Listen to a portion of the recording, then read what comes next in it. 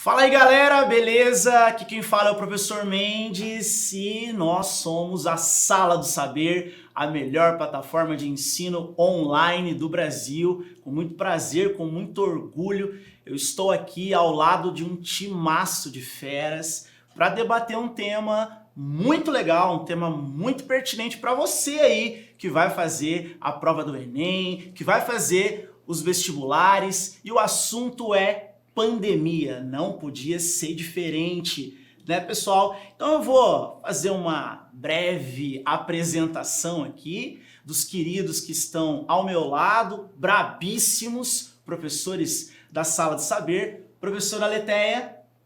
Bom dia, boa tarde, boa noite. O mais importante é que você está aqui conosco neste momento.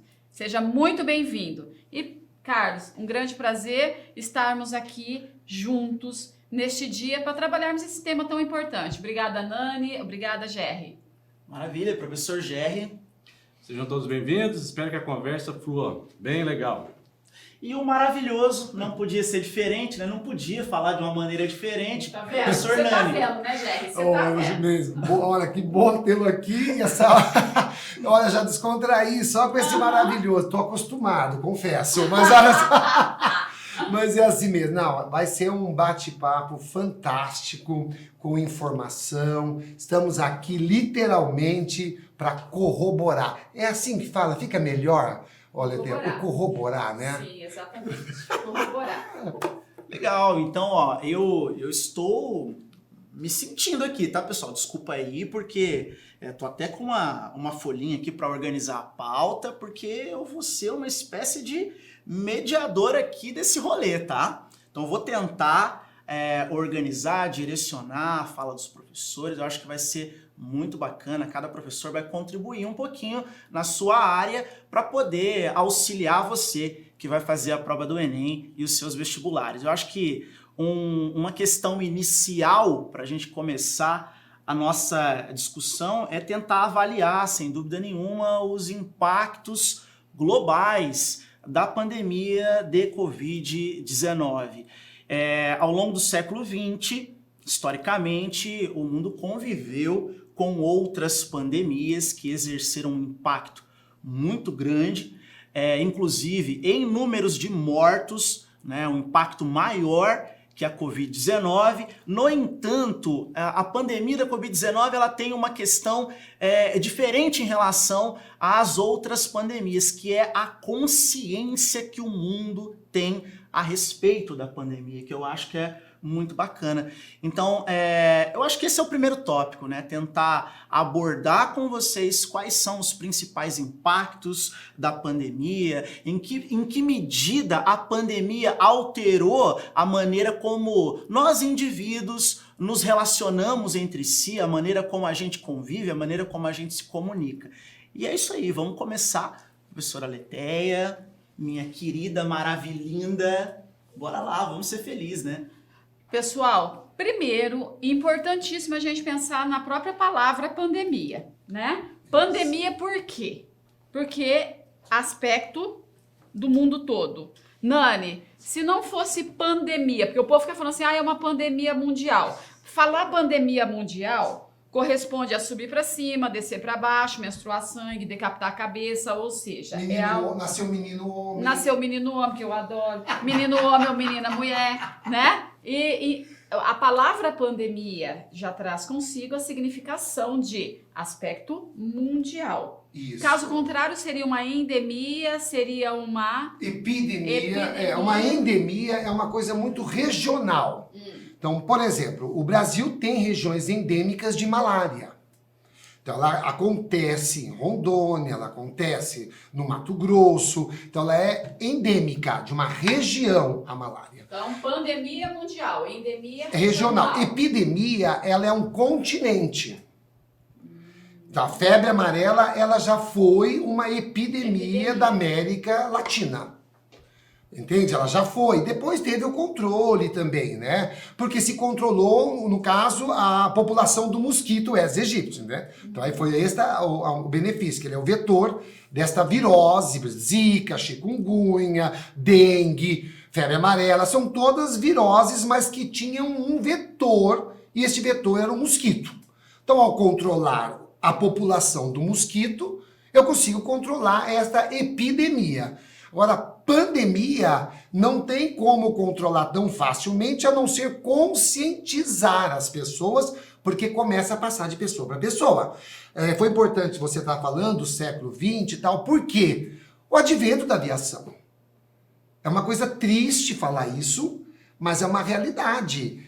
Comissária de bordo são grandes vetores hoje de pandemias.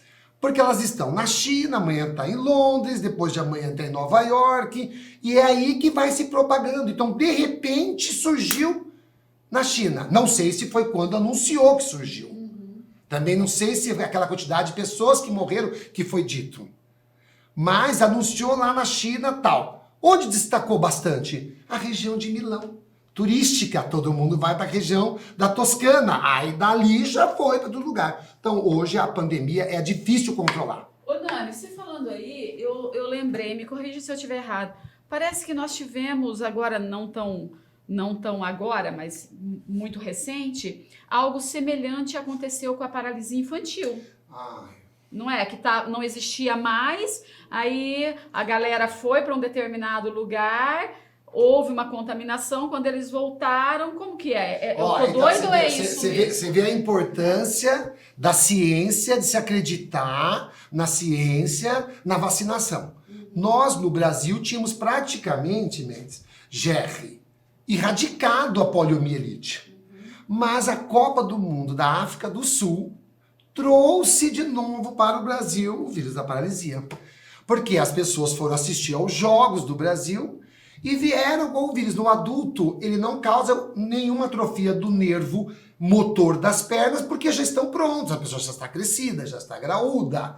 Mas passou para os filhos, passou para as crianças, que voltamos a ter, começou a campanha de novo paralisia infantil. Então, nesse sentido, professor Nani, eu acho interessante avaliar que o impacto das pandemias, tanto as grandes pandemias do século XX, a pandemia de Covid-19, né, entrando no século XXI, estão intimamente relacionadas à intensificação de um processo que o professor Gerson pode falar muito bem, que é o processo de globalização, né, professor Gerson? Vou até me virar pra cá. Não, isso aí. Agora, eu coloco até óculos. Eu coloco óculos para escutar melhor, né? Quem vai falar? Eu fui um cardeal, agora eu vou ouvir o Papa. Eu também. Fiquei até rubro, rosa agora. E eu coloco até óculos para te ouvir. Mas eu gostaria de começar falando do prazer de poder falar com vocês e para vocês, e dizer que a pandemia trouxe alguma coisa de bom. Vamos tirar as coisas boas da pandemia. Eu acho que, na minha concepção, a coisa boa é a gente retomar, repensar e não deixar de lembrar novamente que as melhores coisas do mundo não são coisas, são pessoas. Entenderam por que ele é o pai? Então, Tá vendo que eu tô arrepiado, gente? Entenderam, e pessoas... Não é o ar-condicionado da sala de saber. E pessoas como vocês. E pessoas como vocês, interessadas no amor, interessadas na paz, interessadas na grande aventura que é viver. Então, viver é difícil, conviver é mais difícil ainda. Então, na pandemia, trouxe justamente essa realidade da vivência e da convivência. Nós vivemos num mundo cada vez mais globalizado, onde as pessoas se comunicam cada vez mais, onde cada vez mais circulam mercadorias, pessoas e mercadorias. Inevitavelmente, esse contato vai trazer algumas preocupações, vai trazer alguns problemas. E no século XX, nós tivemos aí vários exemplos dessa comunicação. E agora, meus amigos, nós temos que aprender não com os erros, mas aprender consertando os erros, né? O que nós estamos vivenciando nessa pandemia, certamente daqui a 10 ou 15 anos, nós podemos viver novamente, né? Pelo estilo de vida que nós temos. Então, a globalização trouxe essa integração, essa interação maior entre as pessoas.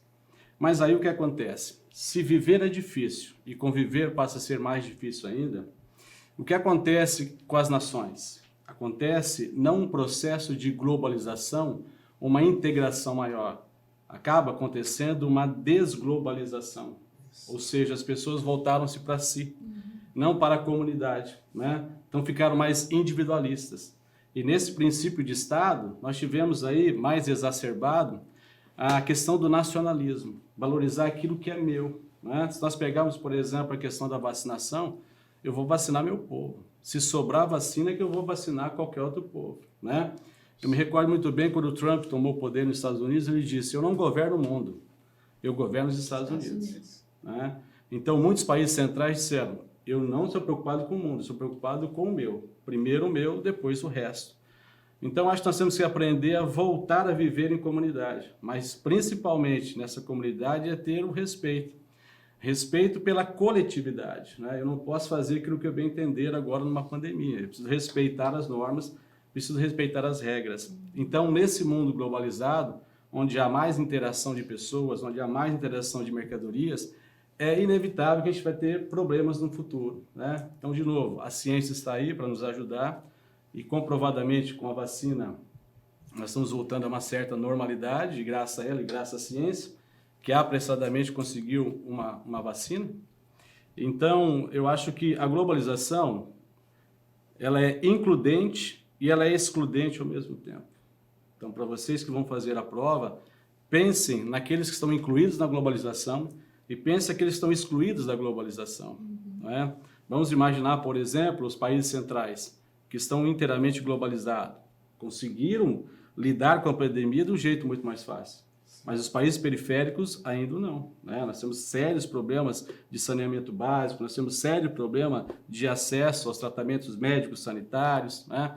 Acesso a, por exemplo, políticas de Estado. Então, essa globalização também ficou bastante evidente. Quem está inserido nela, quem está esquecido dela também. Perfeito. Né? Então, queria que vocês fizessem uma reflexão de como poderia ser o mundo, né, já nos próximos anos, aprendendo um pouco com a pandemia e voltando a viver nessa aldeia global, é assim que nós chamamos a partir da globalização da década de 90. Você tocou em um tema, Jair, que eu acho muito interessante, que é a noção de aldeia global. O conceito de aldeia global, pessoal, foi desenvolvido por um sociólogo canadense chamado Marshall McLuhan. Tá? Então, normalmente, quando a gente pensa na questão da aldeia global, automaticamente, o que vem à nossa mente? A ideia de um encurtamento das distâncias, né, a partir de um processo de integração geográfico, espacial, e que vai se intensificar principalmente a partir dos anos de 1990.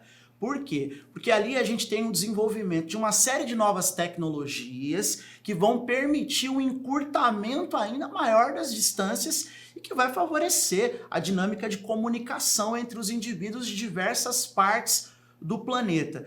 Mas, ao mesmo tempo, acho paradoxal essa questão da aldeia global, GR, de um encurtamento das distâncias, mas, ao mesmo tempo, nós observamos no cenário atual vários países que estão adotando medidas extremamente rigorosas em relação, por exemplo, à imigração, evitando que indivíduos de algumas partes do planeta entrem na fronteira de alguns países. Eu acho que é uma questão bacana. E só ressaltando um pouquinho, aí acho que o Nani também pode contribuir.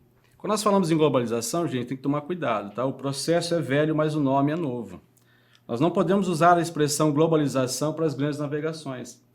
Nas grandes navegações, nós temos a mundialização. A gente estava descobrindo os novos mundos. Isso. Como o velho mundo sai da Europa e as pessoas vêm aqui descobrir o Brasil, por exemplo. Né? Então, o que acontece com agora essa participação e, na verdade, esse encontro desses dois mundos? Os lusitanos, representados pelos portugueses, quando se encontraram com os índios aqui no Brasil. Então, muitos índios morreram por esse contato. Nossa. Contraíram doenças que antes não existiam, porque não tinha imunidade para tal. Né? Então, houve uma forte intervenção cultural, houve também essas mudanças. Então, desde as grandes navegações, nós já temos os problemas desse contato entre povos diferentes. Né? Não só de culturas, né? Mas também de princípios. E aí nós temos, depois com a Revolução Industrial, nós tivemos a internacionalização. Porque com a Revolução Industrial eu começo a produzir mais em menos tempo para vender mais em menos tempo. Então eu tinha uma necessidade de vender para mais gente. Então agora eu comecei a descobrir produtos que eu não tinha no Brasil e passo a vir de fora. Né? Então eu passo a ter um contato com a cultura que vem de fora, mas do produto que também vem de fora. Então, como eu disse, né, a globalização faz aumentar o fluxo de pessoas e faz aumentar o fluxo de mercadorias. Não é assim, né? E aí, time is money, né? Tempo é dinheiro. Aí o que acontece? Vamos encurtar as distâncias, desenvolvendo o sistema de transporte. E o sistema de transporte desenvolvido fica mais barato viajar. Então, ir e vir, esse fluxo migratório, ou esse fluxo de pessoas, ficou muito mais intenso. A globalização, de fato, ela só acontece na década de 90, com a queda do Muro de Berlim, e quando o mundo está mais integrado, né, principalmente pelos meios de comunicação. Então, nós temos agora as infovias, né? Eu posso, sem sair da minha casa, comprar um produto. Eu posso conhecer a realidade de outro país sem sair da minha casa também. Então, essa interação é cada vez maior. Então, a globalização, de fato, ela só acontece com a revolução técnico-científica, o desenvolvimento do sistema de transporte e da comunicação. Então, por um lado, ajudou muito a economia, principalmente as economias capitalistas, mas trouxe justamente essa preocupação dessa comunicação. E, de novo, né, como sempre dizia minha mãe, viver é difícil, conviver é mais difícil. Tem gente que quer, tem gente que não quer. O que acontece com a xenofobia? Desculpe, já falei, né? O que acontece com a pandemia? Aumentou muito a xenofobia. Nossa. E pensando na etimologia da palavra, pandemia, eu posso fazer até uma analogia aqui, uma comparação, trazendo para a geografia. Por exemplo, no começo, nós tínhamos um só continente. Como que ele é chamado? Pangeia. Porque pan, do grego, quer dizer todos. Né? Nós tivemos aqui no Brasil e sediamos uns Jogos Pan-Americanos. Né? Todos os países americanos representados com seus atletas aqui, pandemia no todo também. E a globalização é o quê? É o global, é o todo. Nós somos aqui, né? Moramos no município, mas nós somos um cidadão do mundo, né? Porque a gente conhece mais das pessoas. Antes demorava para conhecer, agora instantaneamente já conhecendo. Onde é que estavam os conhecimentos antes? Estavam nos livros, né? Eles saltaram dos livros, estão na internet, estão na sua casa. Então, uma coisa boa da globalização, as pessoas têm acesso à comunicação, as pessoas têm acesso à informação e, a partir da informação, podem tomar atitudes mais precavidas, né? E mais adequadas também em momentos de crise. Porque, só um minutinho, Mendes, porque é o seguinte, olha, eu que sou da geografia, vou fazer uma pergunta para todos vocês, meus colegas aqui também, né? Para que serve a geografia? Um dia o aluno me perguntou em sala, professor, para que eu preciso estudar rochas, né? Aí eu falei assim, você não sei, mas eu para comprar carro, comprar casa, né? Eu encontrei uma motivação na geografia. Então a pergunta é, para que serve a geografia? Ela serve para conhecer a realidade e poder atuar sobre ela. Por isso é tão importante a informação, conhecer a realidade e poder agir sobre ela. Né? Então o que acontece com a ciência? Conhecer a realidade e agir sobre ela. E a população também deve conhecer a realidade para depois, porque se eu quiser mudar aquilo que eu não conheço, o que é ruim pode ficar pior ainda. Pode. Por isso, cuidado com fake news. Cuidado com as notinhas de rodapé. Isso. Cuidado ler o livro só na capa. Você tem que entender o assunto. Né? Até mesmo o contraditório. Né? Você tem que observar o contraditório. Não pode seguir só uma linha. Não, eu acho que é assim e assim está errado. O extremo, né, Gerry? Cuidado com o extremo. Cuidado com os extremos. Né? Fuja dos humildes, dos arrogantes. Junte-se aos humildes. Né? Eu acho que é uma outra questão também paradoxal que você tá levantando, que eu acho que é muito interessante, Jair, que é o acesso à informação.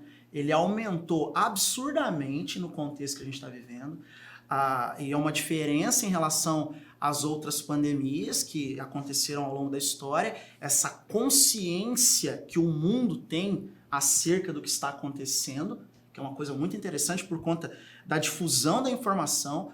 Mas é paradoxal, porque ao mesmo tempo as pessoas têm acesso a muita informação e há uma questão que é o negacionismo, a negação do que está acontecendo, mesmo diante de tanta informação. Mas, Mendes, pegando um gancho que você está falando, tanto é verdade que você viu quem discursou na COP21 Índia, com uma propriedade incrível. Falou melhor que muitos chefes de Estado.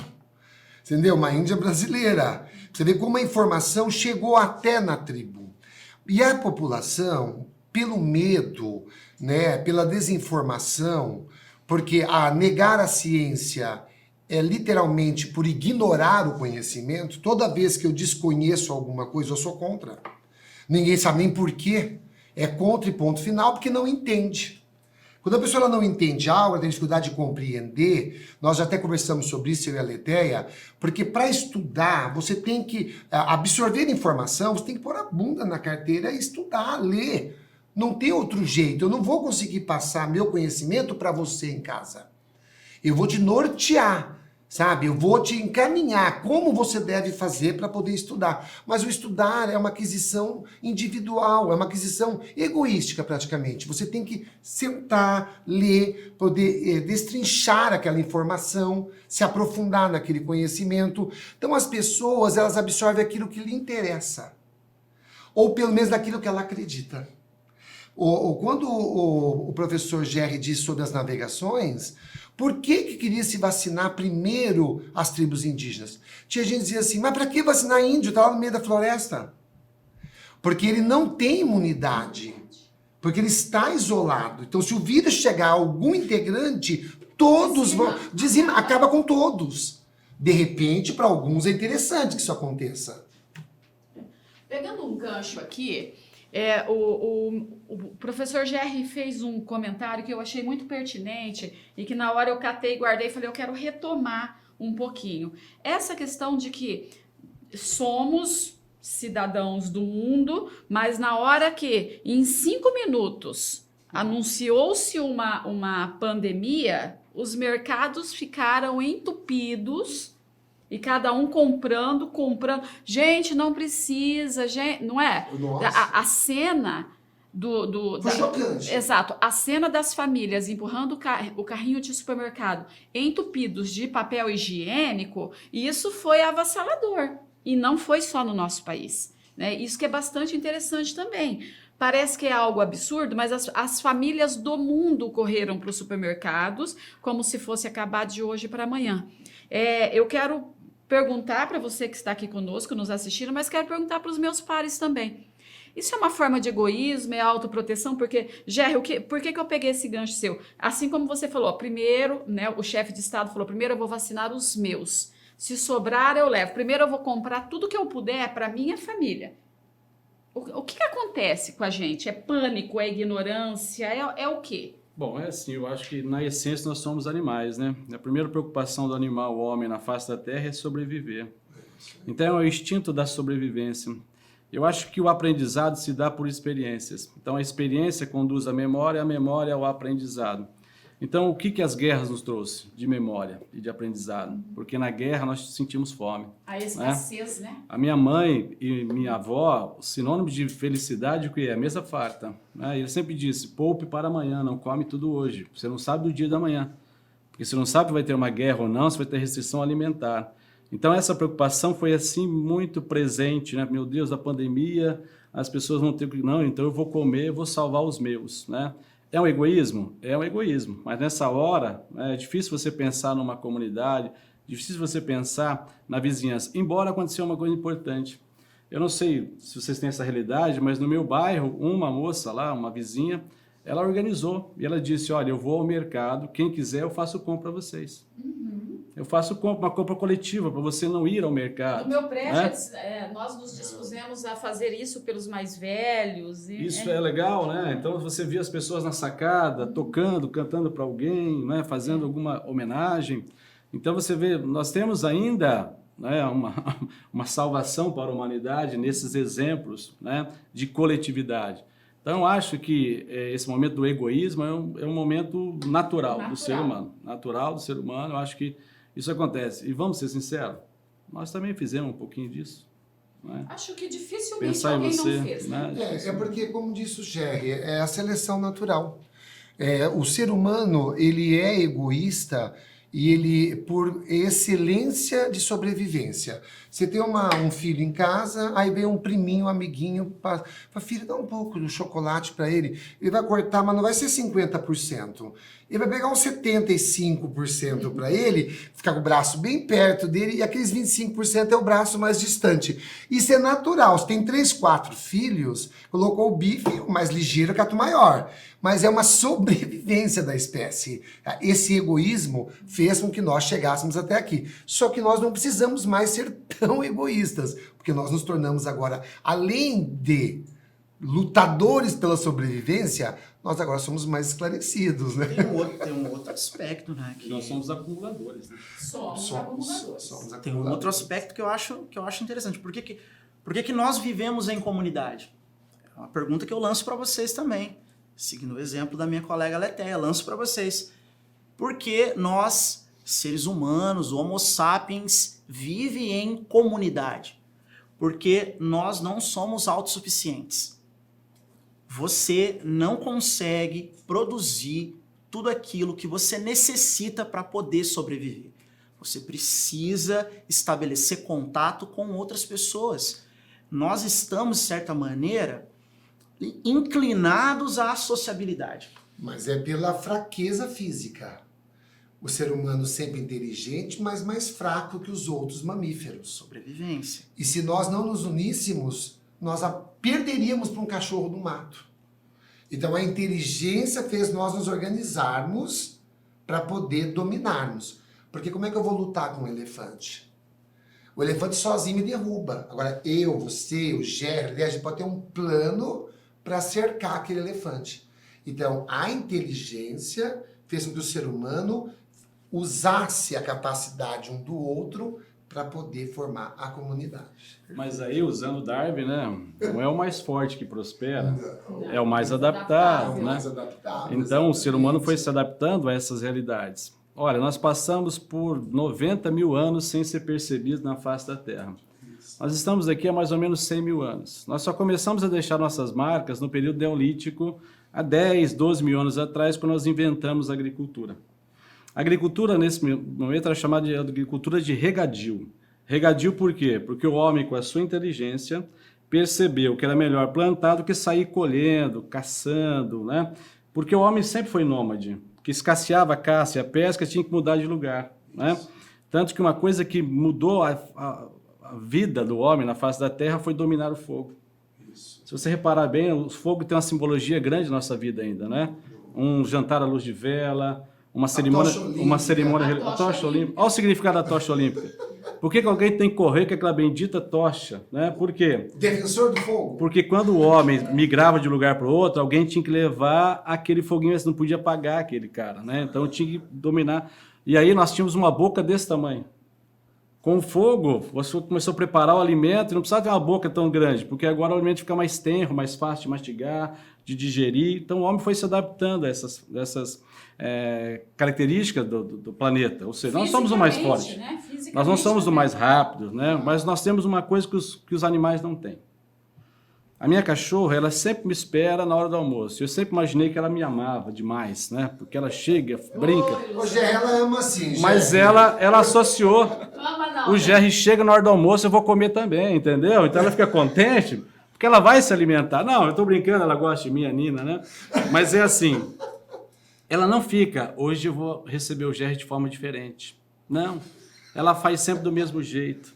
Então o ser humano tem uma coisa que os animais não têm. Os animais vivem de instinto. O ser humano vive de estímulo. Então nós fomos estimulados. E quando nós inventamos a agricultura, deixamos de ser nômade e passamos a ser sedentário. Eu percebi que aquilo era bom. Por quê? Porque eu consegui produzir um alimento tanto que eu comi hoje e vou comer amanhã sem ter que trabalhar amanhã. Porque quando Adão e Eva foram expulsos do paraíso, qual foi o castigo para Eva? Vai ter dor no parto, vai doer bastante. Qual é o castigo para Adão? Proverás o seu pão com o suor do seu trabalho até voltares ao pó, porque do pó vieste, ao pó retornará. Vai produzir o seu pão com o suor do seu trabalho. O que eu fiz com a agricultura? Como hoje, como amanhã, sem trabalhar amanhã, porque eu já produzi antes. Então ele percebeu que acumular era muito bom. Então ele percebeu que acumular virou também sinônimo de barganha e de poder. Então, qual é a relação que nós temos com o meio hoje? Como diria Aristóteles, a natureza existe para servir ao homem.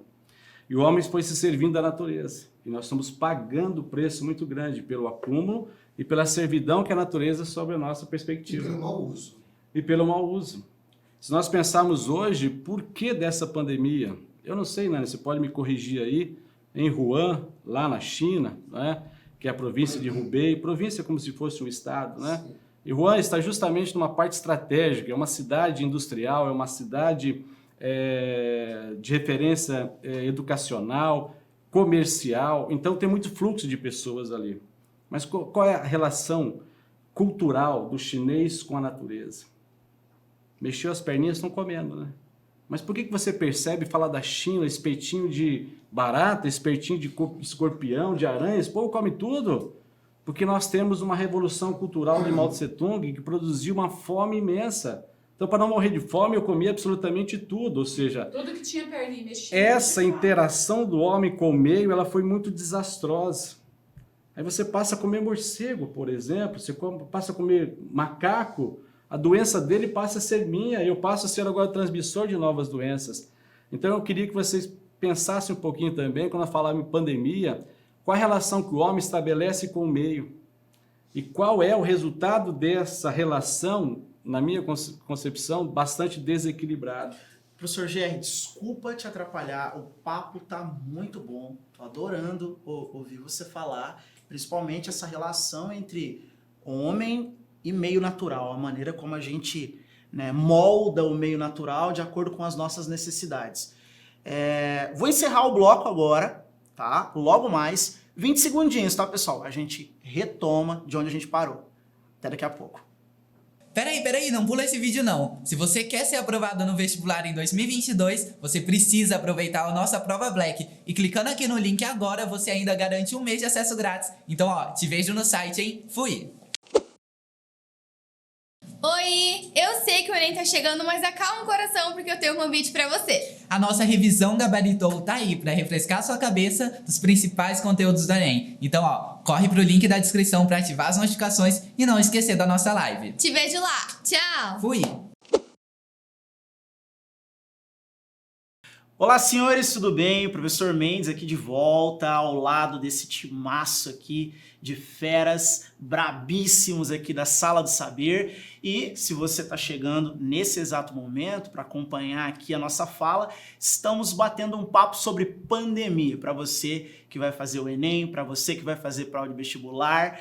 E no bloco anterior, esse já é o nosso segundo bloco, o professor Gerry fez uma discussão muito bacana sobre a relação entre indivíduo e meio natural, a maneira como o homem se relaciona com o meio natural, e que eu acho que é uma discussão muito bacana, porque é uma característica da espécie humana fazer isso, né? O professor Nani até pode dar uma, né, em mim, se eu estiver falando alguma bobagem, né, professor Nani, mas eu acho que é uma característica muito da espécie humana, de ter essa habilidade de transformar, de moldar o mundo natural de acordo com as suas necessidades, né? Pois é, e o problema é o seguinte, como a população da China é uma população gigante, historicamente teve muita fome, então desenvolveu-se a cultura de se comer qualquer coisa.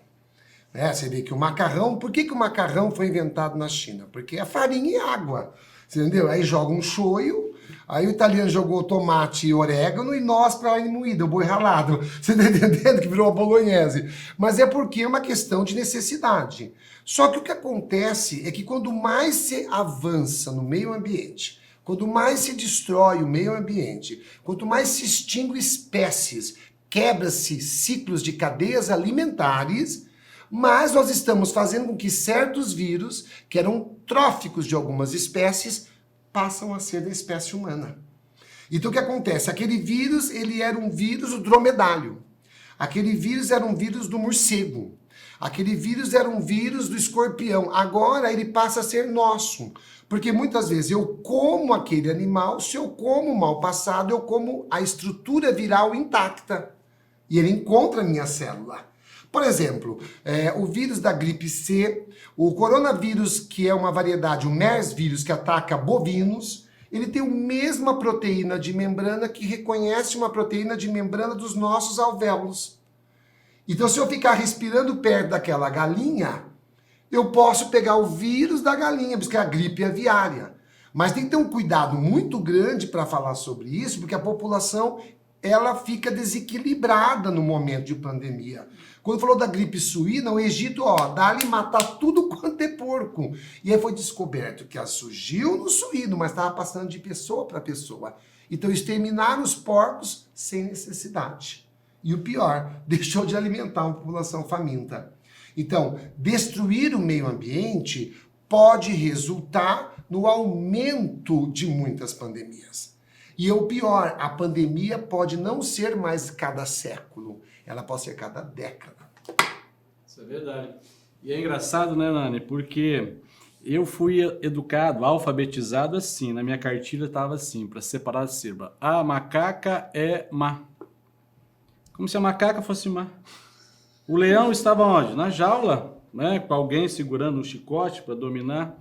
Então, se errar é humano, jogar a culpa nos outros é mais humano ainda. Então, parece que a culpa da pandemia é do morcego, é do macaco. Isso. Então, se nós temos uma interação cada vez maior entre os seres humanos, nós passamos a ter uma interação maior cada vez mais dos seres humanos com esses animais, que não estão no nosso habitat, estão no habitat deles. Nós é que estamos invadindo esse habitat. Algumas cidades praianas, né, vira e mexe, acontece o quê? A onda vai lá e invade a cidade. O mar invadiu a cidade. Não, é a cidade que invadiu o mar. Exatamente. Então, o ser humano que está cada vez mais próximo das florestas, né? Então, esse desmatamento faz com que o animal de lá venha, né, para estar mais próximo do homem. Eu não posso deixar mais a ração da minha cachorra lá fora de casa. Por quê? Porque o pardal vai lá e come. Mas, professor, pardal não é cachorro, mas ele come por quê? Porque ele vivia na floresta, floresta foi destruída, ele não tem o que se alimentar, vem se alimentar onde? Na cidade. Ô, Géis, desculpa, essa semana noticiou-se, foi do estado do Paraná, aconteceu no Parque das Aves. Noticiou-se no Paraná e depois noticiou-se no Brasil e noticiou-se no mundo. Acho que vocês viram, o Parque das Aves. A onça mãe e a onça filhote entraram no Parque das Aves e comeram Os flamingos. os flamingos, 174, né? Sobraram 2. Virou-se uma grande discussão. Eu concordo que tem que se discutir, mas um monte de gente contrário às onças. Um monte de, né? Mas a onça não é a gente, é um parque. Olha, oncinha, filha. Vamos pensar. E eu nem não sei se um belo dia na natureza uma onça ia encontrar com um flamingo. Então, Não ia. exato. Eles não vivem... Não tem um habitat, e os são habitats são distintos. distintos. Exatamente. Habitats são distintos. Então, o ser humano, ele tem essa condição, né? Como a gente estava falando no bloco anterior, o ser humano ele não vive de instinto, ele vive de estímulo. Você viu e agora você quer, né? Então, essa questão da poluição é um tema interessante, bastante importante. E faço aqui uma pergunta, né? O que é um poluente? Poluente é uma substância no lugar ou na quantidade errada. Mas é um poluente quantitativo ou E qualitativo? o que nós estamos fazendo, né? Tanto na quantidade quanto na qualidade. Ou seja, a quantidade errada e o lugar está errado também. Então, vamos pensar agora o ser humano ficando cada vez mais distante da natureza. Crianças têm que ir na fazendinha, porque eles não sabem o que é um frango vivo. O que eles sabem que é o frango? Embalado com os bracinhos cruzados, para você comprar no mercado. Se você perguntar como é que é um pé de uma melancia, ele deve saber, achar que é uma árvore gigantesca. Uma porque jaca. porque o fruto é grande, a árvore deve ser grande. Perdeu, ficou distante, né? Então, essa criança, esse ser humano cada vez mais cosmopolita, cada vez mais urbano, distante da natureza, e que os olhos não vê, o coração não sente. Mas aí vem a ciência, Jack. A gente precisa encarar a ciência de uma vez por todas. Porque ainda tem uma concepção que a gente precisa desmatar para produzir mais e eliminar a fome. Como se desmatar, destruir tudo, vai eliminar a fome. Como se as duas coisas não pudessem existir. Exatamente, mesmo porque se eu desmatar, vou mudar o ciclo da chuva, eu não vou ter agricultura. Eu não vou ter pecuária. Você imagina o Brasil um país continental, região central do Brasil, você sabe isso melhor do que eu, que não tem influência nem do Pacífico nem do Atlântico para chover, vai ser um deserto.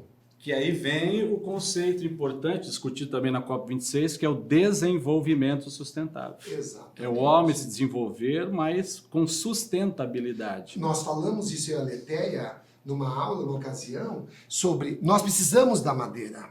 A gente não tem como negar isso pelo mundo que nós fomos desenvolvendo, mas eu posso tirar aquela árvore e deixar que as outras pequenininhas desenvolvam. Quando uma grande árvore tomba, você abre uma clareira para a entrada de luz, para que as outras façam fotossíntese e desenvolvam. Mas, Nani, é bacana a gente pensar, por exemplo, e uma conversa que a gente já teve, que o ser humano hoje, que está numa condição de negacionismo outra vez, né? Outra vez porque isso já aconteceu, ele deixou de olhar e de estudar e de entender, por exemplo, essa própria questão da agricultura. Como que era a espiga de milho quando chegou no Brasil? Nossa, Meu Deus, se você olhar a verdadeira, é um dedo. Era, né? O pé de soja, originalmente, que é da Ásia, ele tem 3 a 5 vagens. E Hoje tem hoje? pé de soja com 70 a 80 vagens. Isso é um melhoramento genético que nós fizemos. Isso é ciência. Isso é ciência. Por exemplo, se você hoje é diabético e você toma insulina, é porque alguém tirou o DNA da célula do pâncreas de uma pessoa saudável, um pesquisador, que foi desvalorizado na atual conjuntura, para poder introduzir esse DNA numa bactéria e agora a bactéria produz a proteína insulina. Eu tiro da bactéria e injeto, sabe aonde? Na sua avó, que não produz. Por isso que a ciência trouxe o que para nós? Longevidade, expectativa de vida. Nunca vivemos tanto. E os países ricos vivem bastante e bem. E quem vive bastante bem gosta de viver. Então começa a se preocupar em se cuidar e abandonar o outro. Então, esta é a preservação do meio ambiente. Olha, teve na final da década de 80, década de 90, sem querer me alongar, quase foi exterminado o jacaré do Pantanal. Porque indústrias de sapato, de bolsa, estavam usando a pele. Aí começou a acabar os peixes. Mas qual a relação? Porque quem come a piranha é o jacaré. Se eu eliminar o jacaré, a piranha toma conta, os peixes aparecem. Então, esta quebra está acontecendo com os vírus. Por isso que as pandemias vão se tornar muito mais frequentes. Eu acho que essa discussão, Nani, é uma discussão que pode até caminhar para uma questão de bioética. Pelo menos o meu entendimento é uma discussão muito pertinente para a bioética. Por quê? A maneira como a gente se relaciona com o meio e qual que é a preocupação que a gente tem em relação às gerações futuras. Porque você falou muito em relação ao impacto ambiental, da maneira como a gente age, da maneira como a gente produz. Eu vejo as pessoas falando muito sobre a questão do consumo, né? Mas você está preparado, por exemplo, para alterar a sua relação de consumo, deixar de comer carne vermelha, por exemplo? Porque não é só a carne, não é só a área de pastagem em si. Tem a produção de soja, tem a produção do milho, e amplia tudo isso, amplia desmatamento. Só que você tem como produzir mais sem desmatar. Perfeito. Você entende? Porque, o que é o aquecimento global? É o aumento do CO2, principal. E quem que tira esse CO2 da atmosfera? A floresta. Então, se eu estou retirando o que... O Brasil pode ganhar dinheiro mais com a floresta em pé do que derrubada. Perfeito, perfeito. Eu queria lançar uma discussão aqui, o papo está muito bom, professor Nani, obrigado mais uma vez. Mas eu queria levantar uma discussão legal aqui que a professora Aletheia mencionou anteriormente, que é a relação informação, ampliação da informação, mas ao mesmo tempo a gente vive num contexto de negação muito forte. Né, você levantou essa discussão anteriormente, acho que seria bacana você explorar um pouquinho. É um negacionismo, né, Mendes? Vivemos um momento de negação em muitos aspectos, mas em relação à pandemia, isso fez com que aflorasse na pessoa o medo. E o medo causa o negacionismo. Isso é humano, isso é natural da pessoa. Se eu não conheço, eu não quero. Eu renego. É mais fácil eu me afastar, é mais fácil eu falar não quero, não gosto, do que, por exemplo, eu experimentar. Pense, por exemplo, na questão do sabor, do comer, tá? Coloca uma comida que você nunca experimentou e uma comida que você já experimentou e gosta. Você vai na que você já experimentou e gosta. Isso é natural também do ser humano. Negar o que desconhece. Só que no que diz respeito à ciência, nós tínhamos que ter uma outra atitude. Exatamente a atitude de valorizar, de pesquisar, porque é através dela, e ficou mais comprovado do que nunca, e daqui a pouco eu vou aqui que eu quero mostrar alguns pontos, e daí depois vou pedir para o Nani colaborar comigo nisso. É necessário mais do que nunca de que nós saibamos que o negar, pela ignorância, pelo medo, pelo comodismo, pela preguiça, que o Jair falou tão bem, né? Só faz com que a gente não caminhe, tá? Então, se a gente vem aqui, né, e eu penso... Se eu ficar... Meninos, vou ficar um pouquinho de costa, mas... Anjo não tem costa. Era isso mesmo que eu ia dizer, anjo não tem costa. Olha, por exemplo, o que é morte? É uma coisa que acontece com os outros. E olha, Jerry, isso. Todo mundo na praia... Esse texto é maravilhoso. A fonte está aqui, tá? Não é meu, quem me dera eu ter feito uma beleza dessa. Uma praia maravilhosa, entupida de pessoas, e aí o que é morte? Ou seja, nesse nosso momento, alguém lá dentro fala assim, é uma coisa que acontece com os outros, não vai acontecer comigo, não vai acontecer com o papai, não vai... E daí veio essa pandemia e mostrou o que acontece comigo. Não é isso, Jerry? Acontece com a minha mãe em uma semana, acontece com o meu compadre em 3, 4 dias, tá? Então, é algo extremamente importante. É isso. Jerry, você fez que sim com a cabeça? Colabora comigo. Eu só queria comentar que me preocupa, de forma excepcional, não só negar a vacina, tomar a vacina, por exemplo, mas negar tomar outras vacinas. Ah, sim. Então a gente tem, por exemplo, agora um desequilíbrio epidemiológico muito grande. Nós não tínhamos sarampo mais no Brasil, nós começamos a ter. Porque alguns pais, por exemplo, renegaram aos filhos tomar essa vacina, porque se essa aqui não funciona, a outra também não funciona, vou entrar em descrédito, né? Eu penso assim, olha, eu não posso mudar o vento, mas eu posso mudar o rumo, né? Então eu posso mudar o rumo daquilo que eu conheço. Por isso que é tão importante essa informação. De novo, né? A palavra xenofobia vem de xeno, que quer dizer estrangeiro, fobia quer dizer medo. Mas por que eu tenho xenofobia? Porque eu tenho medo do desconhecido.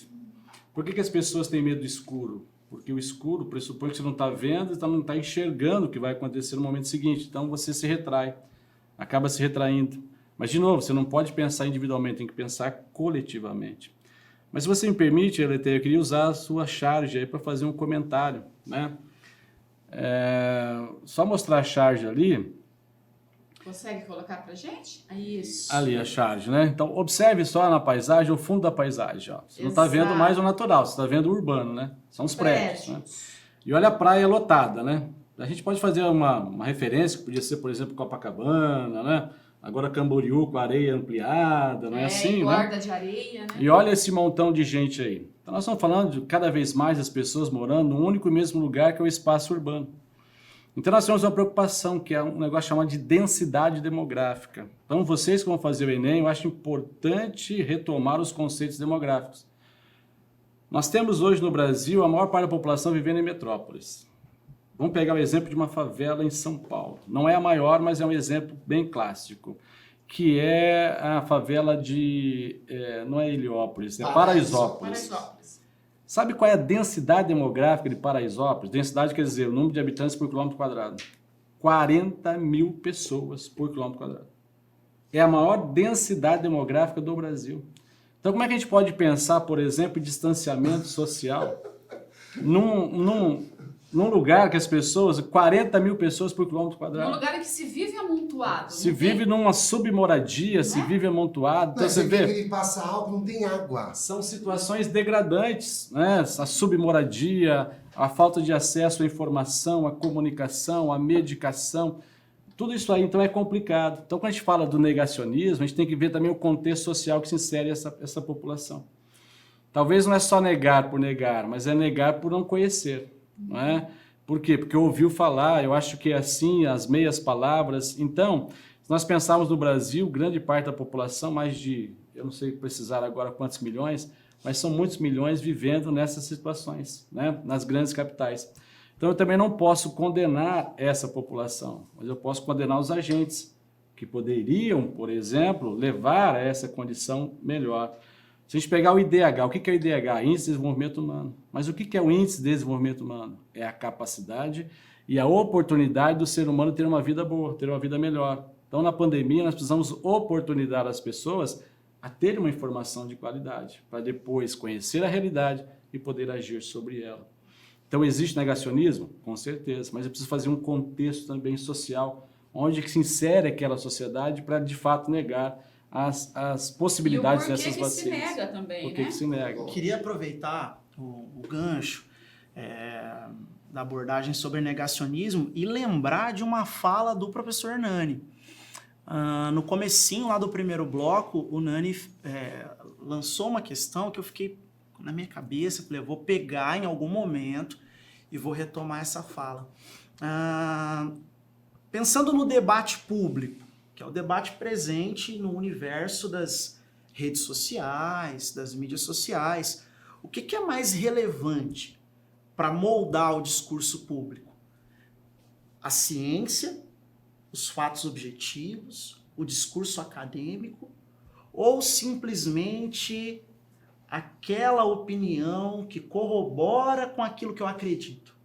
É bem isso. O que é mais relevante? É O bem que isso. molda É. o debate público? Você vê que uma pessoa que ela fala bem, ela é criticada pela maioria. Ah, ela fala difícil, ninguém entende o que ela fala. Porque é mais fácil falar errado, porque todo mundo fala se entende. Então, a ciência, ela exige primeiro conhecimento. Então, como a pessoa, o Jerry acabou de falar, tem medo escuro porque não enxerga. Quem não enxerga a ciência, simplesmente nega. E para poder ter suporte e conquistar público, ele pega fake news que conseguem dar um certo testemunho para aquilo que ele está querendo dizer para a multidão. Então isso faz com que a pessoa passe a desacreditar. E tem uma coisa muito séria. Aquilo que você fala tem um valor, mas aquilo que está escrito pode ser bem mentira, mas tem um valor incrível. É incrível, você pega lá na rede social, eu vejo, às vezes tem aluno que chega a mostrar assim, professor, eu busquei um trabalho sobre esse tal assunto, peguei na internet, mas tá errado. Sim. Isso aqui tá errado, essa informação. Ah, mas eu tirei na internet. Não, eu acredito, mas está errada essa informação. Então, as informações erradas passaram a ser verdadeiras. E isso fez com que se propagasse o pânico, por exemplo, da vacina. Mais ou menos assim. Uma pessoa teve uma reação, tem gente que tem reação a um corante de um medicamento.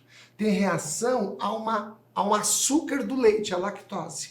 E passa mal, porque ele tem intolerância à lactose. Então uma pessoa tomou a vacina e ela teve um problema seríssimo de saúde. Esta pessoa vira exemplo para uma multidão. Mas os milhões vacinados, imunes, ninguém comenta.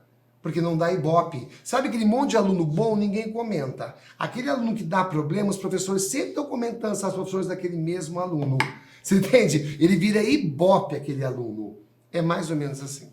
Eu acho que esse cenário que a gente está vivendo está muito relacionado a um conceito da sociologia / filosofia, e vamos entrar nas ciências humanas, né?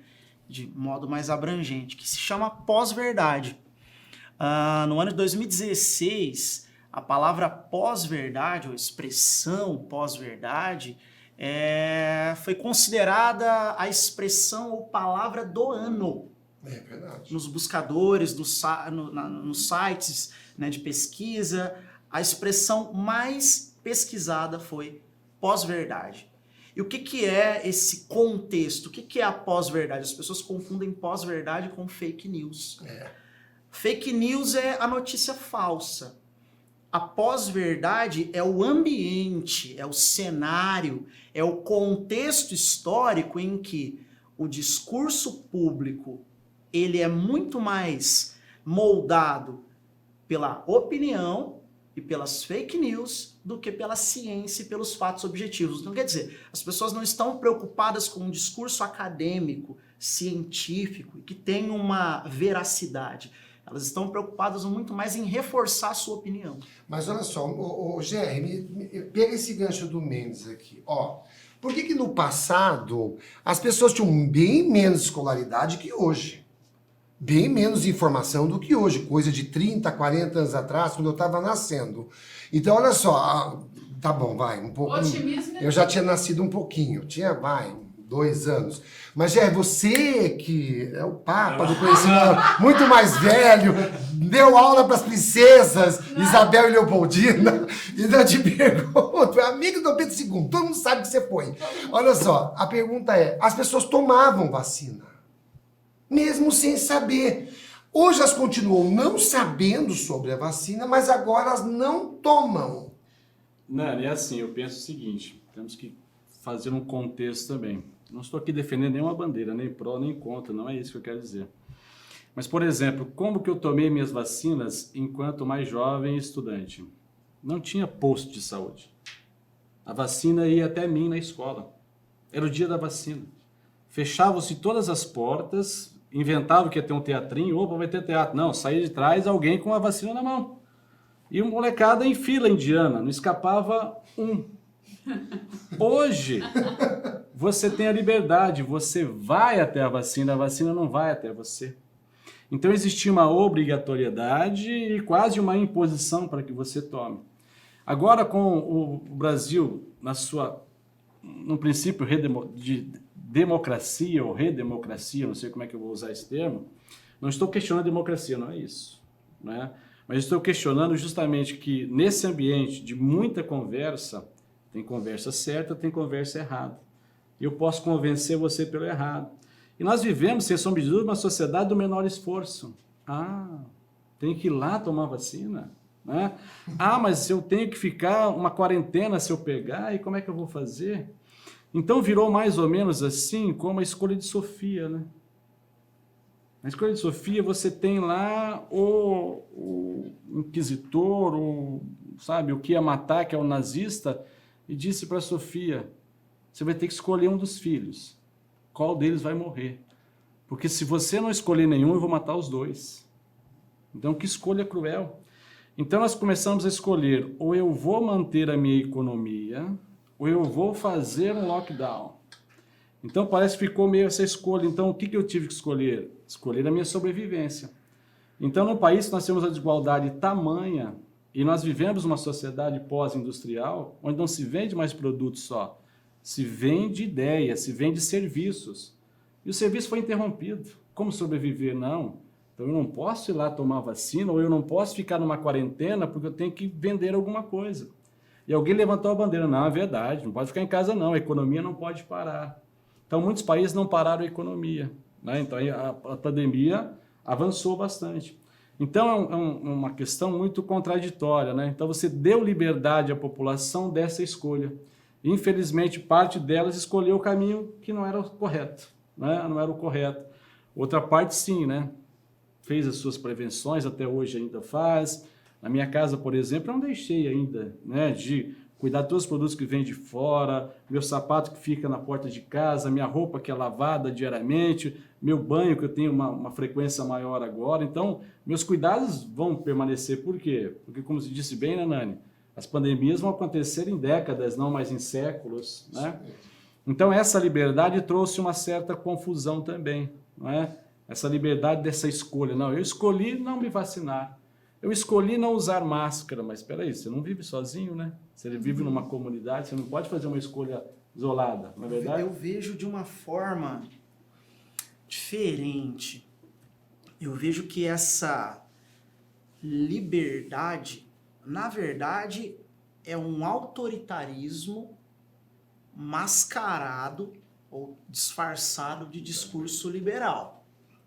Pelo menos no meu entendimento, não estou fazendo crítica à postura de ninguém, né? Mas eu vejo muitas pessoas falando, não, é o meu direito. Eu sou livre para escolher não tomar a vacina. Mas espera aí, eu acho que se você tem esse pensamento, você tem que voltar a ser caçador-coletor. Mas caçar o que agora? Entendeu? Porque não é um pensamento de Vai sociedade. ter uma Nani. ilha, né? Mas aí que tá, Nani, é a ausência de pensamento de sociedade. Sim. Né? O Gerry abordou uma questão muito bacana. Nós não estamos sozinhos. Né? É preciso não só pensar no meu umbigo, eu preciso entender que a forma como eu estou agindo vai impactar no outro. Então é preciso ter um pensamento de sociedade. E aí entra aquela palavrinha bonitinha que a gente gosta de usar, né? Que a gente exerce muito pouco, que é a empatia. Se colocar no lugar do outro. Olha, pessoal, o papo tá bom, tá legal, né? Vamos encerrar o bloco aqui e 20 segundinhos. Daqui a pouco a gente volta para encerrar o nosso terceiro e último bloco. Logo mais. Oi, eu sei que o Enem tá chegando, mas acalma o coração porque eu tenho um convite pra você. A nossa revisão gabaritou tá aí pra refrescar sua cabeça dos principais conteúdos do Enem. Então, corre pro link da descrição pra ativar as notificações e não esquecer da nossa live. Te vejo lá. Tchau. Fui! Peraí, não pula esse vídeo não. Se você quer ser aprovado no vestibular em 2022, você precisa aproveitar a nossa prova Black. E clicando aqui no link agora, você ainda garante um mês de acesso grátis. Então, ó, te vejo no site, hein? Fui!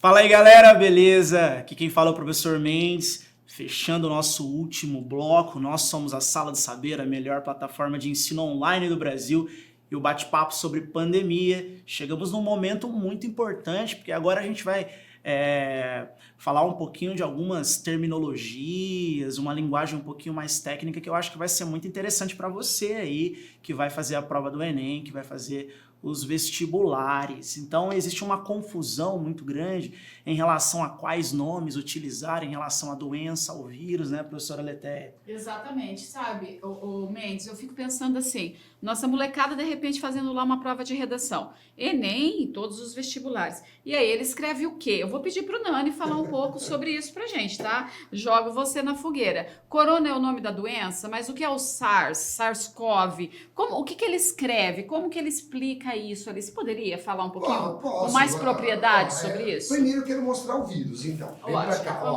Vamos lá. Aqui tem uma imagem do coronavírus, para você que está em casa acompanhando conosco nesse momento, ou tá no seu celular em algum lugar, aí, ó, tá lá no ônibus, tal, né? Tá assistindo esse bate-papo da Sala do Saber.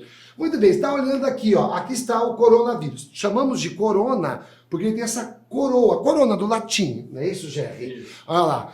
E aí, ó, ele tem essa coroa de proteínas, então ele faz parte da família dos coronavírus, Coronavidae. Muito bem, então esta proteína é chamada de espigão, spike. É a proteína com que ele consegue, se encaixar, na verdade, na célula, se juntar com a célula. É mais ou menos assim. Eu vou te cumprimentar. Quando não tinha pandemia, nós dávamos as mãos, tá, para as pessoas. Eu sei que hoje em dia isso não é mais comum, ainda murro. Mas antigamente a gente cumprimentava as pessoas. Esse tempo deve voltar, Deus ajude, né, moçada? Então ele tem lá uma chave para abrir aquela porta. Então, esta proteína é a proteína com que ele se encaixa. Então, coronavírus, a Letéia e alunos, é o nome do vírus, do grupo viral, da família do vírus. Covid-19. Então, Covid. Co de corona, vid de vírus, D de doença. Então, é a doença do coronavírus. 19 é o ano que surgiu. Então, Covid-19. SARS-CoV-2. Síndrome aguda respiratória severa. Ok, gente? Por que COVID-2? Que é o Covid. Mas por que 2? Porque é uma nova cepa do coronavírus. Então, a doença é o Covid-19. O vírus, na verdade, é um vírus da família da coronavírus. E SARS é a síndrome aguda respiratória causada pelos vírus que é conhecido como Covid-19 hoje. Mas eu não tenho problema utilizar o termo Covid-19, eu usar SARS-CoV-2, eu usar o coronavírus, desde que você consiga introduzir na sua redação. Se eu quero falar sobre a doença, eu falo do Covid-19. Se eu quero falar da síndrome respiratória, ou se eu quero falar da família do coronavírus. Pronto, fica muito mais fácil. Ah, o coronavírus, o grupo de vírus. Detalhe. Uma coisa importante que eu quero passar para vocês são formas preventivas. Para a comunidade, uma forma preventiva é o distanciamento, é o uso de máscara. Tá, nós sabemos, mas por quê, Nani? Porque nós vivemos em comunidade. Então, a maneira de eu evitar a propagação do vírus, e nós não sabemos quem é que vai reagir mal a este vírus. Que sistema imunológico não vai se adaptar tão rapidamente. Ah, e por isso, professor, essa vacina não funciona. Minha avó teve que tomar a terceira, se fosse boa, funcionava. Mas não é a vacina que não funciona, é o sistema imunológico da sua avó que está fraco. Porque pessoas fortes, uma vacina praticamente resolveria. Aí nós fizemos a segunda dose. Mas, professor, antigamente as pessoas falavam que tinha que passar álcool em tudo, agora é a máscara, porque é um vírus novo, é uma nova cepa. A ciência vai descobrindo coisas novas. Suspeitos assintomáticos. Quem são os suspeitos assintomáticos? Eu estive em contato com uma pessoa que teve Covid, ou eu tenho suspeita que convivi com uma pessoa. Então, o que eu devo fazer? Uma quarentena. Ô, Jerry, de onde vem a palavra quarentena para o povo? Isso vem da peste negra, da peste bubônica, de Veneza. Que as pessoas tinham, à época, no século XIII, E elas ficavam de 30 dias. Aí o governo italiano, na época, o governo de Veneza, mandou da República de Veneza e tal, quarentena, 40 dias, né? 40 giorno, 40 dias. Para quê? E olha, foi uma feliz coincidência, porque o vírus da peste negra tem 37 dias de propagação. É incrível, né? Depois, suspeitos sintomáticos. Suspeitos sintomáticos, quem teve o sintoma ou testou positivo. Tá, eu devo ficar em casa, percebendo se eu tenho dificuldade respiratória.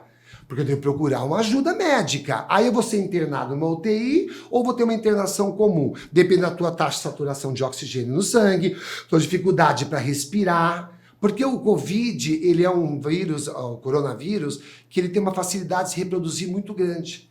Ele é um vírus que tem o chamado... Opa, deixa eu voltar aqui mais um pouquinho. Ó. Ele apresenta como material genético o RNA+. Isso quer dizer o quê? O RNA+, é a própria receita para produzir novos vírus. Então, esse tipo de vírus nem entra no núcleo da célula. Ele já entra no citoplasma da célula. Ele usa a célula, se multiplica com velocidade muito grande. O vírus da gripe fica na parte aérea. O Covid, ele tem uma proteína chamada de hemaglutinina esterase, que consegue literalmente, olha aqui, ó.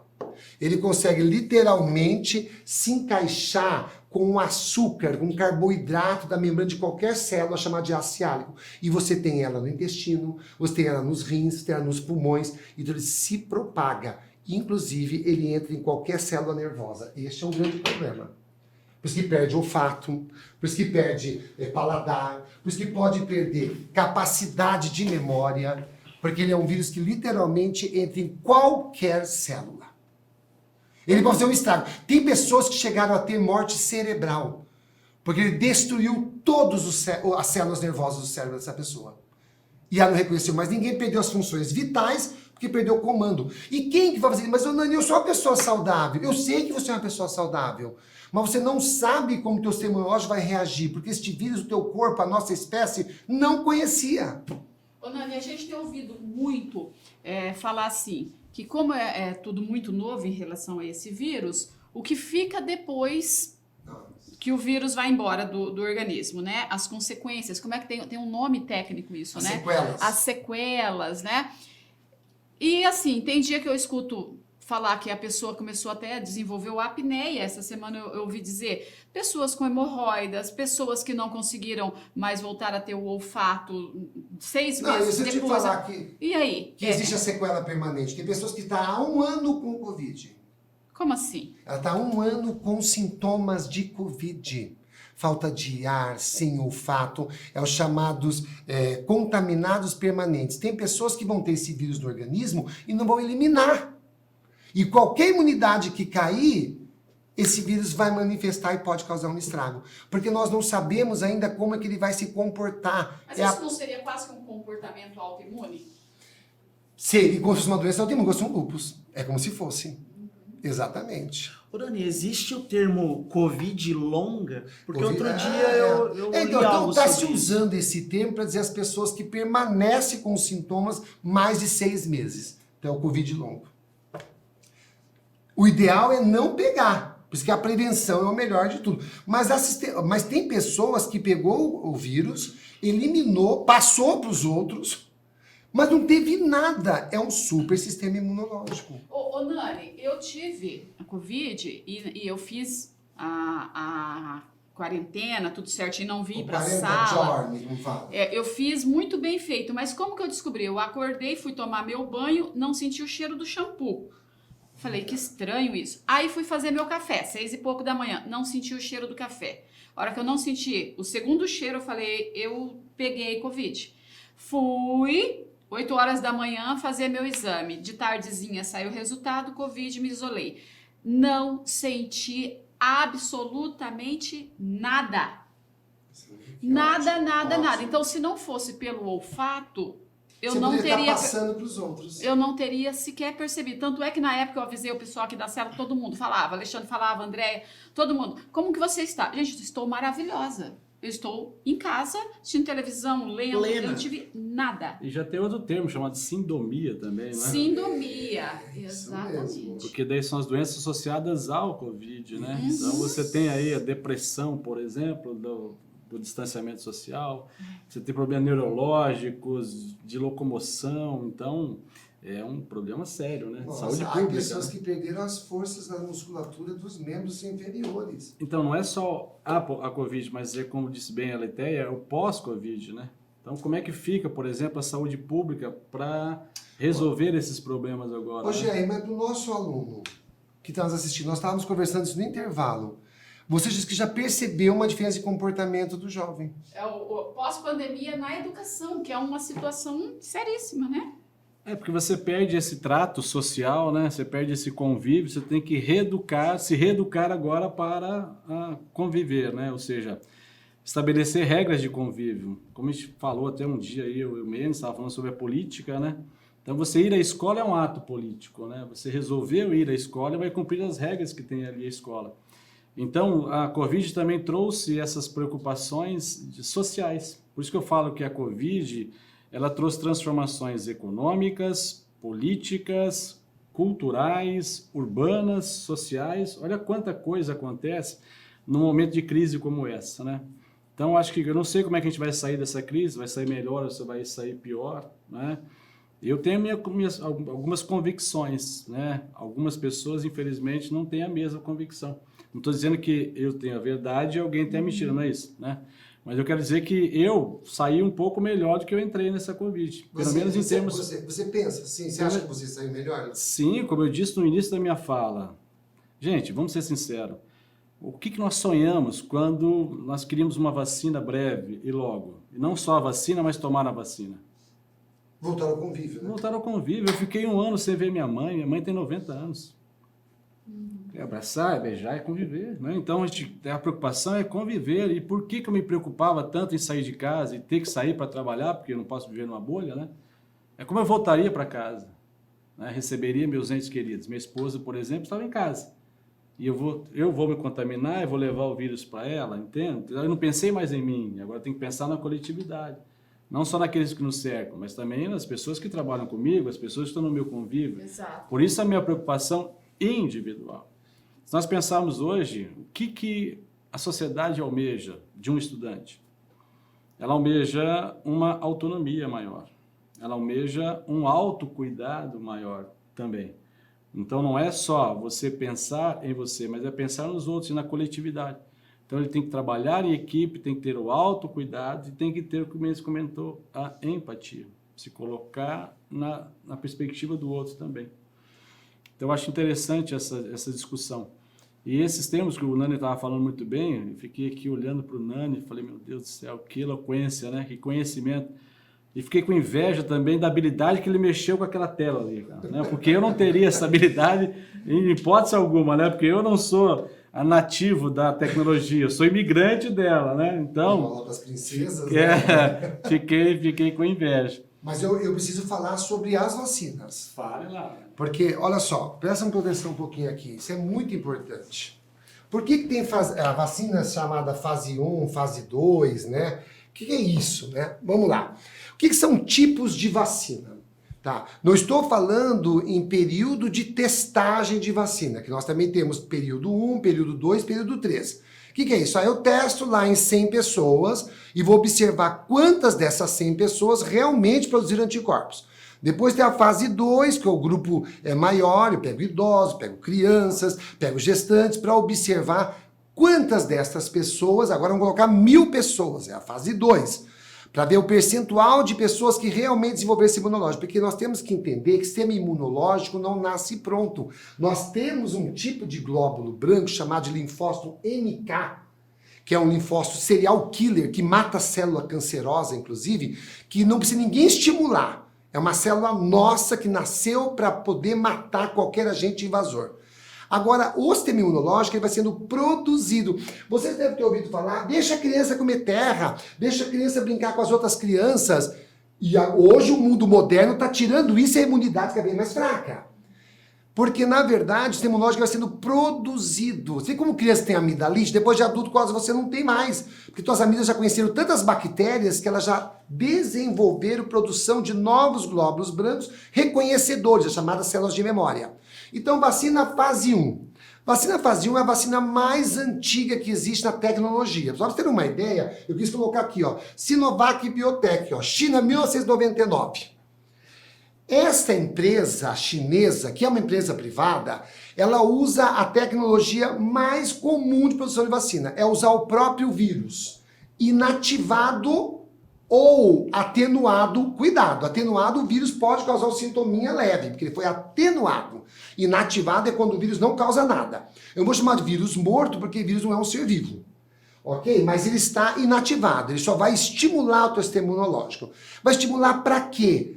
O que eu faço para o meu corpo me defender, Nani? Quando você recebe a vacina da fase 1, você está recebendo o próprio vírusinho, ou enfraquecido, atenuado, ou inativado. Tá? Se eu receber esse vírus, a minha célula, o que ela vai reconhecer no vírus? Aquelas proteínas de fora, a parte mais externa. É igual eu olho para vocês, estou olhando a parte externa. Ok? Ninguém está vendo a boa alma que a Letéia tem, apesar que eu vejo. Mas olha só, porque eu sei que ela é uma pessoa muito boa. Mas preste atenção. Então, quando a célula literalmente, ela identifica aquele vírus, ela vai produzir a mesma proteína do vírus. E essa proteína na corrente sanguínea faz com que as nossas outras células vão produzindo anticorpos para combater. A fase 2, eu uso vetores. Eu uso um vírus da gripe, um adenovírus. Agora, se esse adenovírus ele é replicante, ele pode causar sintoma da gripe. Se ele é um não replicante, não causa. É daí que veio a discussão, por exemplo, se ia usar ou não a chamada Sputnik, a russa. Porque não é replicante. Tá, mas por que a Rússia fez um não replicante? A Janssen, a AstraZeneca fizeram ela não replicante? Por uma questão de financeira. Por uma questão de dinheiro para poder desenvolver tecnologia ou não. A fase 3, que é a fase mais moderna, é aquele vírus que eu não uso nem o próprio vírus. Eu uso o material genético do vírus. Eu uso o próprio RNA mensageiro. E aí as células produzem uma velocidade muito maior. Só que custa mais. Moderna, Pfizer. Tem um custo para isso. E eu queria lançar isso para vocês da área de humanas. E esse custo? Como é que isso vai interferir na pandemia agora? Nas próximas? Esse domínio da tecnologia? Tem uma coisa assim que eu acho interessante também abordar, Nani, é que em outras oportunidades a própria produção de vacina levava mais tempo, né? Demorava-se mais tempo para produzir uma determinada vacina. Eu acho que esse contexto, um contexto de pandemia, tal como nós estamos vivendo, exige um esforço global. Não tem como superar uma situação como essa, como nós estamos vivendo, se não existir um esforço global, um esforço de diferentes nações.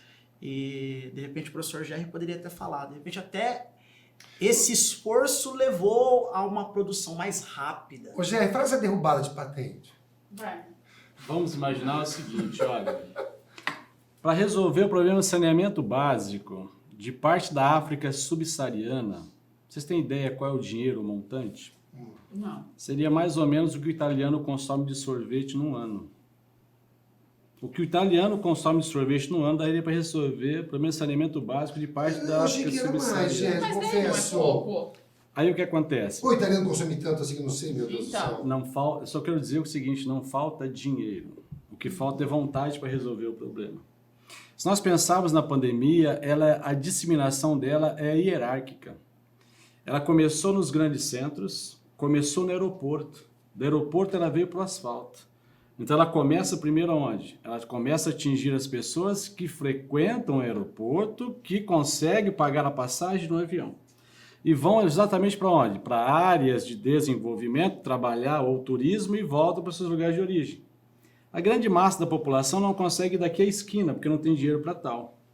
Então é uma doença que começou a acometer mais quem, primeiramente? As nações mais desenvolvidas e mais ricas. Depois ela sai do aeroporto, vai para o asfalto e vai para as cidades menores e vai para o interior. Então a preocupação da ciência imediatamente era resolver esse problema. Mas eu jogo para vocês uma discussão. Por que não fazer então uma unidade como foi feito na ciência para correr atrás de uma vacina? Claro, cada laboratório desenvolveu a sua e vai ser uma tônica, né? Por que não acabar com a miséria de parte da população? Por que não acabar com a fome? Nesse exato momento nós estamos conversando agora, crianças estão morrendo de fome no Brasil. Nós temos ainda problema de fome no Brasil. Na África subsaariana, na Ásia, eu nem vou comentar com vocês, né? Como é que a gente não resolve velhas doenças? Porque é falta de interesse, né? Então esse interesse da vacina se deu porque é uma preocupação mundial? É. Mas quem está vacinado agora? Você acha A que população mais você rica. acha que a tecnologia foi porque atingiu o rico mesmo? Sim. Exato. É as chamadas doenças de rico, as doenças de pobre. Os laboratórios não vão fazer anos de pesquisa para resolver o problema do pobre, porque vai gastar pouco dinheiro. Mas é do rico. Nani, eu na forma leiga, eu fico pensando, por que nós não descobrimos ainda uma vacina para uma medicação para a AIDS? Para o ebola, que é Porque bem africano. 75% do HIV positivo do mundo está na África subsaariana. Tristeza, né? Por que não resolver, sei lá, definitivamente o problema do câncer, né? Na forma leiga aqui, eu não sei, vamos fazer aí um boom, uma junção de esforços para resolver esses problemas. Mas não. Pensando malthusianamente falando, alguém tem que morrer. Se alguém tem que morrer, talvez sejam os menos favorecidos. Eu não sei, de uma forma bem míope que eu estou conversando. Eu me lembro no começo da pandemia que as pessoas discutiam muito uma questão que era: esse é o momento para tornar o capitalismo um sistema mais humano. Essa era a retórica. É essa a oportunidade para que o capitalismo se torne um sistema mais humano. Existe um vírus, mas existem inúmeras realidades socioeconômicas. É uma meia-verdade dizer que a pandemia afeta todos da mesma maneira. O conceito É uma de meia-verdade. igualdade e exequidade precisa ser ampliado no que diz respeito às pessoas saberem o que significa. Vamos oferecer igualdade. Igualdade é algo muito questionável. E a exequidade é que, de fato, talvez pudesse ser uma solução um pouco melhor. A igualdade não basta, essa que é a questão. Exato, porque não adianta simplesmente oferecer uma maçã para um rico, uma maçã para um pobre que está passando fome há uma semana. Para a criança que tem várias maçãs na sua cesta de fruta, não vou entrar em outras discussões. Ela olha aquela maçã e ela fala, não gosto. E a criança, às vezes, ela nunca comeu maçã e ela está com tanta fome há tantos dias sem comer que a maçã pode até fazer mal para ela naquele momento. Eu acho que essa questão que você abordou é uma questão interessantíssima, Letéia, porque a igualdade, eu reforço muito isso no meu cotidiano, nas minhas aulas. Igualdade não basta, porque eu posso dizer que nós somos iguais perante a lei. Todos nós somos iguais perante a lei, juridicamente falando. A tua fala sobre equidade, ela é importante. Uhum. Por quê? Porque a equidade, como você falou nas entrelinhas, é tratar pessoas diferentes de maneiras diferentes. Para que se tornem iguais. Exato. Para se alcançar a igualdade. É justiça social. Né? Eu acho que o GR, de repente, queria explorar alguma coisa em relação ao SUS, né? A dinâmica dos estados e municípios, a maneira como Isso é importante, os programas de vacinação. Se a gente pensar bem no tempo que nós estamos vivendo, e desde a década de 80 se pratica no mundo pela ascensão e expansão do capitalismo, isso ficou evidente no pós-Guerra Fria, né, como você não tem mais a contrapartida que é o socialismo, então para que serve a globalização? Expandir as relações capitalistas, né? E nós temos o neoliberalismo. O que seria o neoliberalismo? É a ausência maior do Estado e a presença maior da iniciativa privada, né? Tanto que nós clamamos o quê? Quando eu digo nós clamamos, parte da sociedade, né? Que queria que as empresas privadas vendessem vacina, para você não esperar a ação do Estado, não é? Mas foi o contrário. Então, o neoliberalismo era a ausência do Estado, mas em momento de crise, o que acontece? É uma situação anormal. Então, nós tivemos um envelhecimento precoce ou muito rápido do neoliberalismo. Por quê? Para conter essa pandemia, o Estado tem que estar presente. O Estado que era ausente se mostrou presente. De que forma? Verbas públicas, né? De que formas? Financiamentos, programas sociais, né? Então nós tivemos que estender aí o auxílio emergencial, né? Estender o Bolsa Família, isentar alguns impostos, retardar algumas taxas. Então o Estado que era ausente se tornou um Estado presente.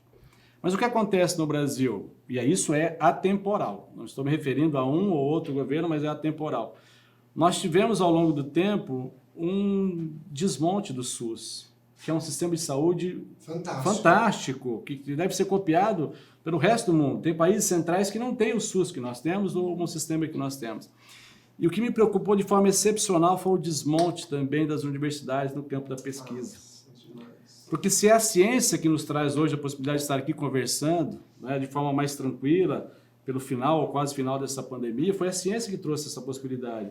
Então nós desenvolvemos pouco. Então o que acontece? No Brasil, nós temos uma república federativa. O que é uma federação? É quando você tem os entes da federação que estão atrelados a um governo federal. Então está na Constituição, né? Nós temos a união indissolúvel dos estados. Os estados têm autonomia, mas não têm a soberania. Então nós tivemos no Brasil uma guerra, uma briga, um conflito entre os poderes, do federal, o estadual e o municipal. Então o que acontece? O governo federal teve uma postura diferente dos governos estaduais e dos governos municipais. Tanto que se você pensar bem na questão do lockdown, quem teve o protagonismo? Não foi o governo federal, foi o governo municipal. E arcou também com as questões políticas pela escolha que fez, de fechar comércio, de fechar escolas, né? De deixar as pessoas em casa. Se deu certo ou se deu errado, é só o tempo que vai dizer. Se foi feito, foi bem feito ou se não. Não. Então o governo federal deixou o protagonismo e quem teve o protagonismo foi o governo estadual e o municipal. Então nós começamos a questionar no Brasil também, não só o neoliberalismo, mas também o federalismo no Brasil. Se você pensar bem, o federalismo ele tem duas formas, a centrípeta e a centrífuga. No caso do Brasil, ela é centrífuga, porque sai da periferia e vem para o centro. Então o que acontece? Tudo é na mão do governo federal, é uma centralização muito grande. Então se ele não tem uma atuação adequada, todos nós sentimos. Você acha que isso é uma mudança política futura? É assim, nós precisamos nos preocupar com essa centralização do poder, nós temos que delegar funções. Eu sempre penso assim, apodere as pessoas e as pessoas chegarão ao sucesso. Porque, Nani, vamos pensar bem, e nós aqui, eu lanço até um desafio para vocês. Quem a pessoa mais importante para que você possa dar o seu voto? Na minha concepção, não é o presidente da República. Não. Na minha concepção, não é o governador do estado, é o prefeito. Porque se alguma coisa tem que mudar na sua vida, é onde você mora. E você não se refere, quando alguém pergunta onde você mora, Brasil, Paraná, Maringá. Não é isso. Então você vai ter que melhorar onde você mora. Então eu acho que você tem que valorizar muito os governos municipais, os estaduais e depois os federais. Nós fazemos uma república de ponta cabeça. Se for no Canadá, por exemplo, a maior parte do recurso do Canadá é para o governo municipal. O segundo maior recurso para o estadual e se sobrar dinheiro para o federal. Aqui nós fazemos crescer o bolo no federal para depois dividir o bolo. E nessa volta é que acontecem os grandes problemas, é nesse retorno do recurso. Eu sempre brinco que o governo do Brasil é um Tiranossauro Rex. É. Ele é grandão, mas com os bracinhos de pequenininho. Então como é que eu vou dar um bolo para você se meu braço não chega até você? Eu preciso esticar esse braço para levar essa fatia até você. E quando eu digo a fatia, é a fatia da saúde, é a fatia da segurança, é a fatia do saneamento básico, é a fatia da internet, que 25% da população não tem e não tem acesso às informações. Então eu acho que o Estado tem que participar mais com as políticas públicas. Para igualdade, ninguém vai ter igualdade, mas para diminuir a distância que separa a condição mínima de vida e a vida muito precária. Né? Nessa pandemia ficou evidente a fome no Brasil, que nós não falávamos mais. Agora a gente vai fazer no final do ano o quê? Campanha da fome. Se a gente fazer a campanha do agasalho, vai ser a campanha de arrecadar alimentos. Né? Então essa pandemia trouxe à tona essas desigualdades, ficou evidente. Como disse muito bem o Mendes, você acha que era o momento do capitalismo repensar? Na minha concepção, nós perdemos um pouquinho o bonde da história, né? Então ficou mais evidente a figura capitalista e mais evidente essas desigualdades sociais, né? Desigualdade. Se eu pudesse falar aqui, gente, eu falo demais, tá? Se eu pudesse dar um recado final para os alunos, se preocupe se você for retomar a sua fala, retome a sua fala e o seu estudo com a demografia, com a população. Então, estude demografia, porque certamente vai cair esse assunto na prova. Dos top 10 do Enem, a demografia está sempre lá, entre os 6 e os 7 assuntos que mais cai. Retome essas questões econômicas, e aí pense um pouquinho no papel do capitalismo, como nós discutimos aqui. Uma coisa importantíssima, que do top 10 aí do Enem, é questões ambientais. Então, relacione o papel do homem sobre o meio e as questões dessa pandemia e as futuras pandemias que vão existir. E o papel do Estado em tudo isso que nós estamos falando. Tá bom? Eu acho que o assunto que a gente discutiu realmente é um assunto estrutural. Está muito longe de ser uma questão meramente pontual, porque os impactos são tremendos, seja na esfera política, seja na esfera social, enfim. Não sei se os colegas querem fazer alguma consideração final, professor Nânio, professora Aletheia. Só agradecer. Eu só agradecer também. Eu falei muito esse bloco já. Já falamos bastante, só agradecer. E também gostaria de agradecer e, sinceramente, imagino que essa vai ser uma geração profundamente afetada pela pandemia e marcada para sempre pela pandemia, porque todos nós, sem exceção, perdemos alguém. Todos nós. Um colega de trabalho, um familiar, um amigo, um ente querido. Eu perdi uma prima de 16 anos de idade. 16 anos de idade. Então, se protejam, né? Exercitem a empatia, se coloquem no lugar do outro, pensem como indivíduos que estão inseridos em uma sociedade, porque o pensamento de sociedade eu acho que é fundamental nesse contexto que nós estamos vivendo.